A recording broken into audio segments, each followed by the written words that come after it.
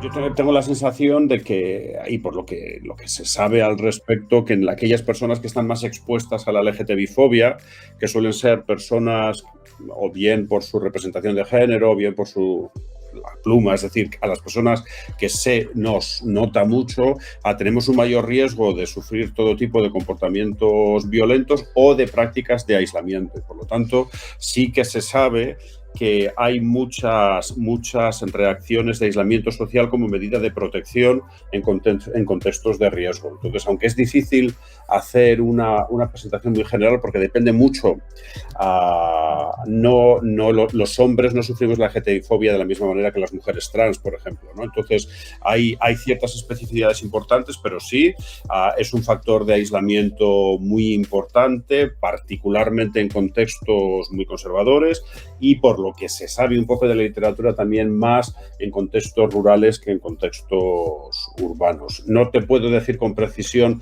a qué grupo le afecta más, porque ya te digo que, bueno, que todavía no se sabe del todo bien, pero sí que hay conciencia de que una de las reacciones ante la LGTBI-fobia es el aislamiento, sí.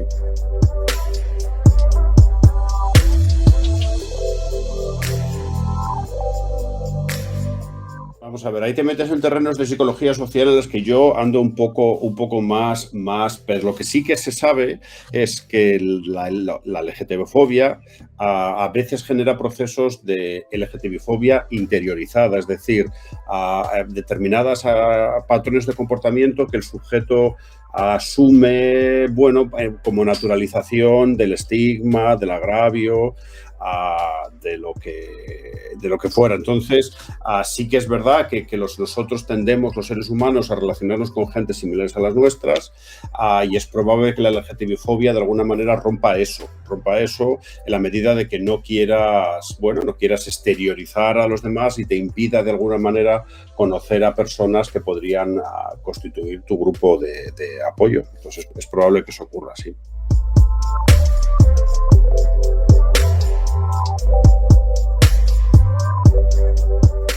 Claro, eso es una pregunta enorme, es una pregunta que nos podría llevar toda la tarde. Desde luego, depende mucho, como te he dicho antes, la LGTBI-fobia está muy asociada a la representación del género de la persona. Y esa sería mi pregunta, mi respuesta más sencilla. Es decir, hay una relación muy directa entre en qué medida la persona desafía las normas de género, por cómo se viste, o por cómo habla, o por la música que escucha. Es decir, en qué medida la sociedad le ve como un transgresor o transgresora de las normas de género y la probabilidad realmente de recibir las diferentes formas de LGTBI-fobia. Al final, la LGTBI-fobia es una palabra sencilla para resumir una realidad muy compleja que se manifiesta en lo que decías tú, el aislamiento social, pero a veces en formas de exclusión, insultos, violencia. Entonces, una de las variables que se sabe que están muy relacionadas con la LGTBI-fobia es, desde luego, nuestra transgresión de las normas de género.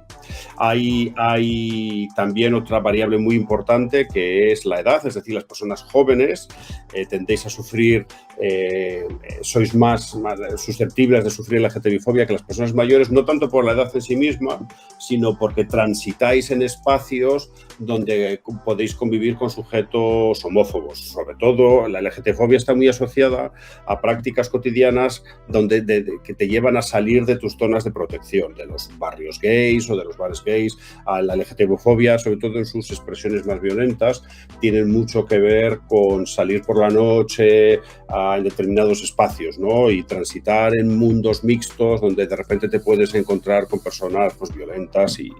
Entonces, eso es un riesgo la edad, está asociada con la LGTBI-fobia, está asociada a la transgresión de las normas de género y luego también está asociado a determinadas características del entorno. Es decir, la LGTBI-fobia se desarrolla con más crudeza en entornos pobres que en entornos ricos, en zonas rurales que en zonas urbanas y en zonas también conservadoras. Estos son argumentos de sentido común, pero que son importantes de tenerlos en cuenta y que explican por qué muchas personas LGTBI huyen, ¿no?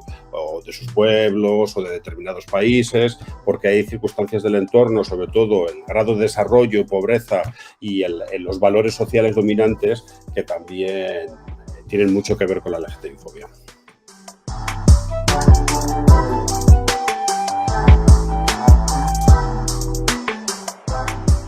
Creo que la LGTBI-fobia, como cualquier forma de fobia, es un mecanismo de control. Al final, el machismo, el racismo, la xenofobia, es decir, todas las fobias son mecanismos por los cuales un determinado grupo social insiste en maneras idealizadas de ver el mundo. Un mundo de blancos, ricos, inmigración, pero casi raramente se puede descender a una especie de conspiración, a un programa específico en el que se busque algo. A grandes rasgos, la LGTBI-fobia, te digo, como el racismo, pretende eso, pretende una sociedad idealizada que además probablemente nunca existió, ¿no? Conectada con los valores de antaño, con la idealización de, pues eso, de unos valores familiares, un tipo de vida que ha desaparecido. Y por lo tanto, sí, casi siempre las fobias pretenden de alguna manera volver a un mundo que probablemente nunca existió. Pero ya te digo que de una manera más específica, que hay un proyecto claro y concreto detrás del ánimo LGTB-fóbico, yo no lo veo, no lo creo.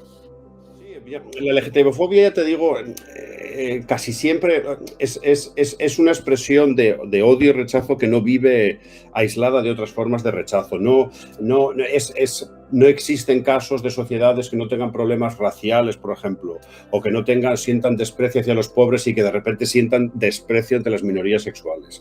Están todas muy relacionadas. El machismo, la persona LGTB-fóbica, desde luego, es machista, es racista y es xenófoba. Entonces, hay una conexión y cada vez más evidente en la medida que la sociedad avanza, y por eso a veces ocurre una cosa que es un poco paradójica y que a veces a los medios de comunicación les cuesta entender. Cuanto más se avanza, cuanto más visibilidad hay, cuanto más derechos se conquistan, las reacciones fóbicas son más violentas. Hay el progreso, el éxito en la igualdad, de una manera paradójica, genera más rechazo. ¿Por qué? Porque los grupos sociales que estaban en contra a la modernidad en general se sienten cada vez más cercados y reaccionan de una manera más violenta. Puedes hacer siempre paralelismos muy sencillos de ver con la cuestión de la igualdad de género y el machismo. Cada vez hay menos personas machistas. Hay menos que antes, mucho menos antes, pero es probable que estas personas machistas reaccionen con más violencia de lo que lo harían hace un siglo. ¿Por qué? Porque se sienten más amenazados, se sienten más señalados en la calle, por los medios de comunicación, y es probable que acaben siendo más violentos con sus parejas de lo que hubieran sido hace 100 años. ¿Por qué? Porque hace 100 años, como estaba normalizado el machismo y como todas las mujeres estaban dominadas, no era necesario ir muy lejos para dominar a la mujer, porque todo el mundo lo hacía. Con la LGTB-fobia pasa un poco lo mismo. Ahora estamos viendo expresiones probablemente de violencia extrema contra personas LGTBI en muchos países del mundo, precisamente como reacción de determinados grupos al hecho de que la visibilidad y la normalidad es una realidad cotidiana, ¿no? Entonces el violento o la violenta se siente cada vez más cercado. Además hay un fenómeno que es muy difícil de estudiar, pero que ocurre mucho, de cómo estas ideas se van como cocinando en las redes sociales de las personas fóbicas, ¿no? Las personas racistas, las personas LGTBI-fóbicas son personas que se sienten cada vez más desconectadas de la sociedad en la que viven y de alguna manera vuelcan su amargura en espacios de redes sociales virtuales, en grupos en donde de alguna manera refuerzan y recocinan su odio y encima recocinan su amargura por su incomprensión del mundo que les rodea, ¿no? Entonces, sí, son fenómenos que ocurren en esa dirección. Pero yo sí que te invitaría a que no pensaras mucho en términos eso de que si hay algún tipo de manipulación o de si alguien pretende conseguir algo en concreto con esto, porque creo no existe ninguna evidencia en esa dirección.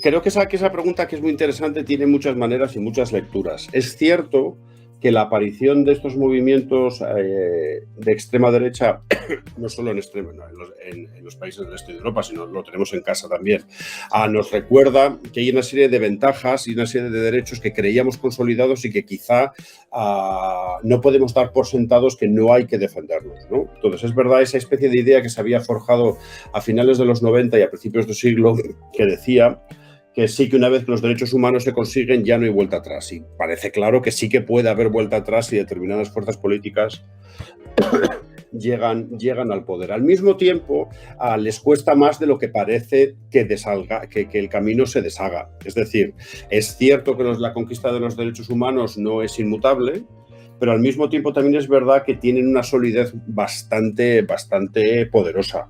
Y las resistencias a deshacer en conquistas en derechos humanos son grandes. Y es difícil, hasta en los propios países del este de Europa, por su propia pertenencia a la Unión Europea, etcétera. Es decir, si realmente la ideología de los gobiernos, por ejemplo, de Hungría y Polonia, si las cosas fueran como ellos quisieran, desde luego se hubiera desandado el camino mucho más rápido. Y aún así, hasta los propios gobiernos polacos y húngaros les cuesta deshacer una serie de ideas que están muy asociadas al tomar con el normativo y al comportamiento de las sociedades. Entonces, las dos cosas son ciertas, es verdad, los derechos humanos hay que seguir defendiéndolos, pero creo que no son tan frágiles como creo que suponía tu pregunta. Entonces, sí, lo que está claro que no es una cuestión que se pueda dejar de abordar, y se necesitará activismo, y se necesitará presencia de los medios, y se necesitará defensa continuada, porque es verdad que si abandonas la defensa de unas ideas, puedes encontrar un actor como un partido de extrema derecha que te las desmonte, pero les costará más de lo... Yo creo que es poco probable que realmente, efectivamente, se deshaga en los avances en igualdad. Porque no, la lógica histórica, hasta en los países en donde ha costado más avanzar, es que apenas se retrocede.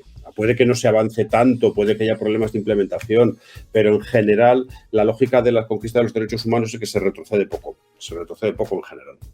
Progreso siempre es así, a los sociólogos nos gusta mucho utilizar esta expresión que utilizaba Marx, ¿no? de que es una relación dialéctica, en el sentido de que hay alguien que dice algo y hay otro grupo que responde normalmente desde el punto de vista de las resistencias, y se establece un diálogo, una dialéctica que al final, en la gran mayoría de los casos, como tú sugieres, suele llevar al progreso. Hay sociedades que progresan mucho más lentamente que otras, como por ejemplo Arabia Saudita en relación con los derechos de las mujeres, pero aún en casos de enormes resistencias, la dirección casi siempre va en el propio progreso. Es una de las grandes lógicas de la humanidad, que con la modernización y con el enriquecimiento general, las sociedades avanzan en reconocimiento de derechos, algunas más rápidas, algunas menos. Es verdad que, como decíamos antes, hay que seguir batallando, que hay algunos aspectos que tienen un poco de arena movediza, pero la lógica es hacia la democratización y hacia el avance.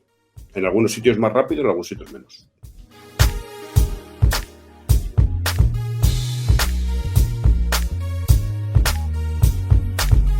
Creo que hay algunos aspectos, sobre todo en un país como España, que se pueden destacar. Lo primero, que es una sociedad, hay muchas sociedades que se han convertido en muy tolerantes e inclusivas. Yo destacaría en un país como en España que claramente la LGTBI-fobia ha disminuido y que va en retroceso, y eso es un rasgo muy importante. La sociedad española, aunque pervivan islas de LGTBI-fobia, la sociedad española es una sociedad tolerante y abierta en su gran mayoría, y se puede demostrar desde muchos puntos de vista. Creo que la LGTBI-fobia, sin embargo, también se podría destacar que es un rasgo que probablemente permanecerá para siempre. Siempre habrá un grupo, siempre habrá una minoría que se va a resistir por diferentes motivos. Parece demasiado utópico pensar que podríamos llegar a vivir en un mundo sin racismo, sin LGTBI-fobia. Ojalá, ¿no? Y esa debería ser la aspiración. Pero no parece que es totalmente posible, ¿no? Siempre, por diferentes motivos, siempre hay grupos sociales que no son capaces de vivir en unas sociedades plenamente igualitarias, ¿no? Entonces, ese también... y creo que al final la LGTBI-fobia ha tenido obviamente consecuencias muy dramáticas para muchas personas, pero que en general también ha ayudado a forjar muchos corajes y muchas valentías, ¿no? Y que como un intento de superar la LGTBI-fobia se han forjado activismos muy interesantes, se han forjado mercados de ideas muy interesantes, y al final creo que hay muchas historias de superación que son también destacables. Claro, sí, como te decía, por ejemplo, la homofobia como concepto, los sociólogos empezamos a estudiar la homofobia de finales de los años 60, principios de los años 70, ¿no? Y empezamos a prestar atención a ese concepto en un momento en donde se consideraba la homosexualidad como una enfermedad.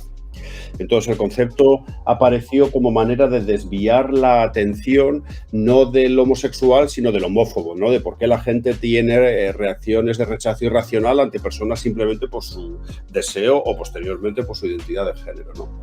Y entonces en ese momento se acuñó esta idea que habíamos hablado antes de la homofobia interiorizada para llamar la atención atención precisamente a la acumulación de sedimentos de vergüenza, de falta de autoestima, de rechazo, que son consecuencias a largo plazo y que a veces generan problemas muy severos a las personas que los han sufrido, ¿no? Ya te digo que la homofobia interiorizada era uno de los desgraciados legados de la homofobia. Es un proceso del que, bueno, pues que sigue siendo, bueno, es que seguimos sufriéndolo, ¿no? Y como bien dices, todavía determinadas personas, sobre todo yo creo que en determinadas generaciones, están muy expuestas a estas reacciones de vergüenza y tal. Al mismo tiempo, con el reemplazo generacional y con las nuevas aperturas en las ideas, creo que hay otro conjunto de emociones que han, que han ganado prestigio. Y creo que ahora es más importante asociar a la diversidad sexual con ideas de orgullo, de visibilidad. Entonces es verdad que ha habido como una especie de sustitución de unas emociones por otras, sí.